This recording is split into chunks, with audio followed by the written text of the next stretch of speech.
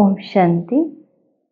एकरस स्थिति एवं सुमानरे रही समस्त को सम्मान देवार विधि हेउची योग अभ्यास। मो भाग्यवान आत्मा, मोर मस्तक उपरे तीनोटी भाग्यर तारा चमकुची। परमात्मा पालनार, परमात्मा पढ़ाईर एवं परमात्मा वरदानर भाग्यर रेखा चमकुची। मु परमात्मांक अति स्नेही आत्मा। मोर हृदयरु बाहरुची सर्वदा मेरा बाबा। मु बाबांकर हेगली एवं बाबा मोर हेगले। मु सबु परिश्रमरु मुक्त हेगली। सहजरे स्वपरिवर्तन करुछि। प्रथम परिवर्तन हेउछि निजकु परिवर्तन करिबा।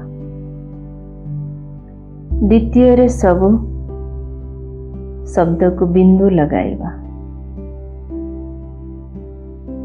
सबु प्रश्न को समाप्त करिबा। हाय हाय को बाहरी मु परिवर्तन करिଥାଏ। व्यर्थ संकल्परु मु मुक्त अटे।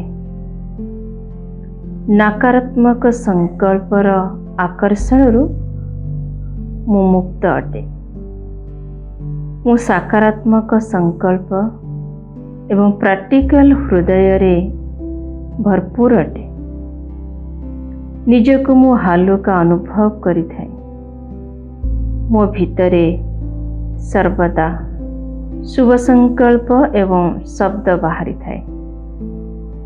मो भितरे जो शुभ संकल्प अछि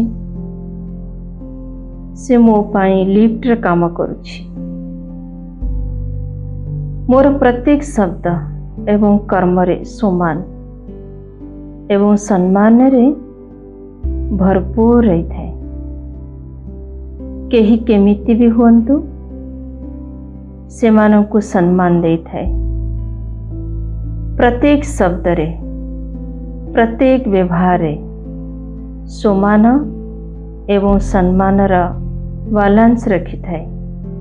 काहेकि ना मते निजकु दाता बनिबार अछि। केही केमिति हुअन्तु, केही केमिति भी हुअन्तु, दियन्तु बा न दियन्तु,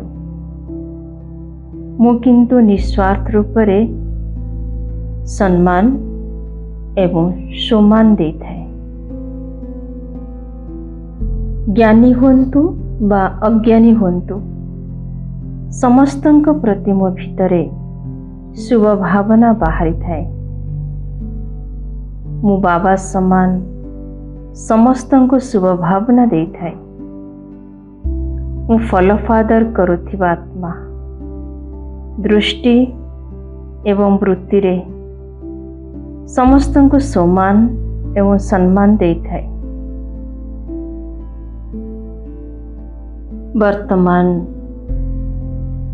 मोर सम्मान रे सही आत्मा मान को इमर्ज करी थाए, जहाँ द्वारा से मानंकर संबंध संपर्क रे परिश्रमर अनुभव करी थांती।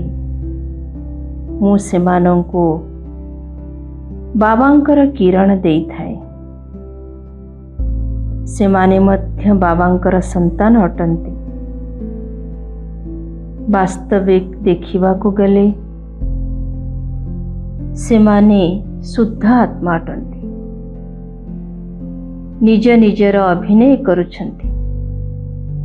प्रत्येक आत्मा निजर कर्म बंधनरु पार हेउचंती।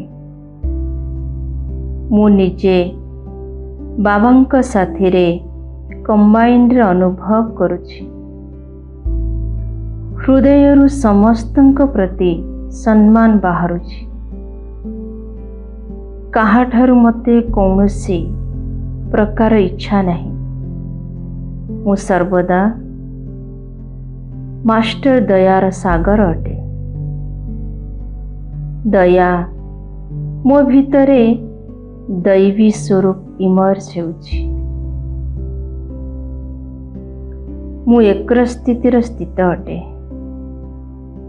ବାବାକୁ ପ୍ରତ୍ୟକ୍ଷ କରୁଛି। ସମସ୍ତଙ୍କୁ ସକାଶ ଦେଉଛି। ଓମ୍ ଶାନ୍ତି ଶାନ୍ତି ଶାନ୍ତି।